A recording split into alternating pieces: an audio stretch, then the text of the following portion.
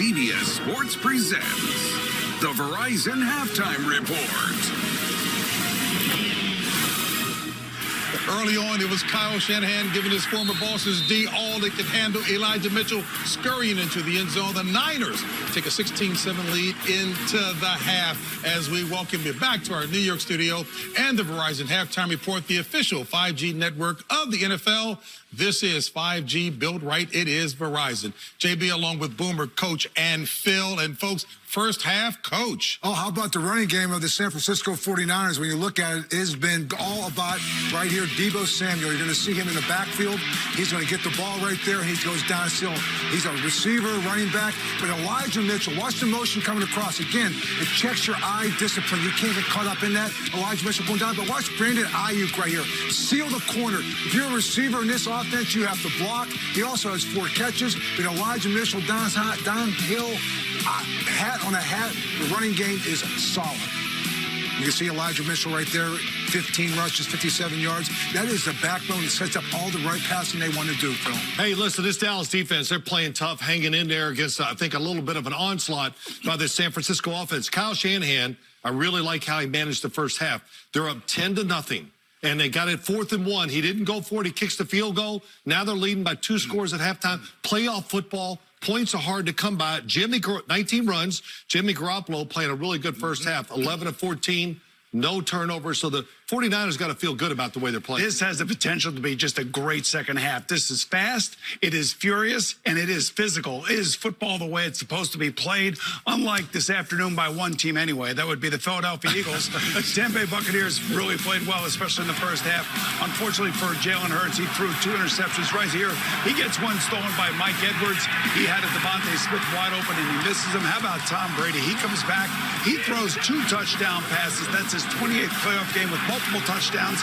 This one is to Rob Gronkowski. They win 31-15. Tom Brady has now beaten 28 different quarterbacks in the playoffs. You're talking about Tampa Bay. He goes back again to that defense. They had 3 takeaways again. Jerome Whitehead, Antoine Winfield, the 2 safeties. Saul Edwards with that pick right there. Devin White came back. He has been off last week. He had a big game as well. The defense is getting right at this right time. Todd Bowles is about as cerebral as there is in terms of how he attacks things. No question. Willing to take chances. He's got talent, and he exploits them by doing good, good game plans with them. But I go back to that game. 3 turnovers by the Philadelphia Eagles. That penalties, really some rough penalties. And Tom Brady, the patience to not force it down the field, taking all the underneath throws, really the big difference. Back in this game, give me an assessment of Dak Prescott. Dak Prescott hanging in there, man. It is tough. And when you watch him, you worry about the outside. If you're the San Francisco 49ers in the pass game, Dak Prescott doesn't like what he sees, to the sideline to Amari Cooper. Then a little play action fake, throws it out in the flat, gets some good yards to Cedric Wilson. But then, once again, the outside coverage, one-on-one. Amari Cooper against K'Wan Williams, open. Dak Prescott, nice throw, drops it in there. A couple other throws to the sideline.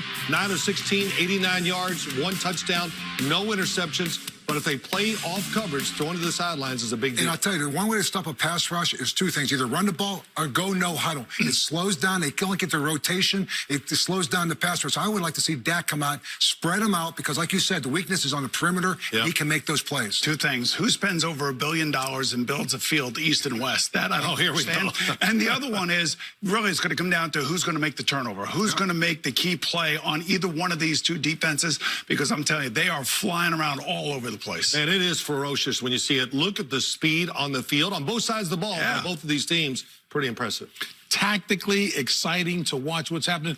Quick look at the what you would think second half real quick. I think, again, I think for Dallas right now, they weathered the initial storm. And right now, I think, as Boomer said, I think a turnover is going to be the difference in this game. All right, there you have it. Hey, Super Wild Card Weekend continues tonight on NBC when Big Ben and the Steelers try to upset Mahomes and the Chiefs, and concludes tomorrow night on ESPN and ABC with a 3rd meeting between the Cardinals and the Rams. Hey, for those of you who may want to watch a fun broadcast, the Nickified edition over there. Take a look. Nate Burleson, our guy, put us to the side to join Noah Eagle, Gabrielle Nevaeh Green, and young Dylan. But we have it here. Stay with us. We got you covered as the Verizon Halftime Report continues. CBS Sports presents the Verizon Halftime Report, the official 5G network of the NFL. This is 5G built right. Verizon. Brought to you by Verizon, the official 5G network of the NFL. This is 5G built right. Verizon. It's halftime in Dallas, with the 49ers leading 16-7. Back with the start of the second half after this message and a word from your local station. You're watching the NFL on CBS.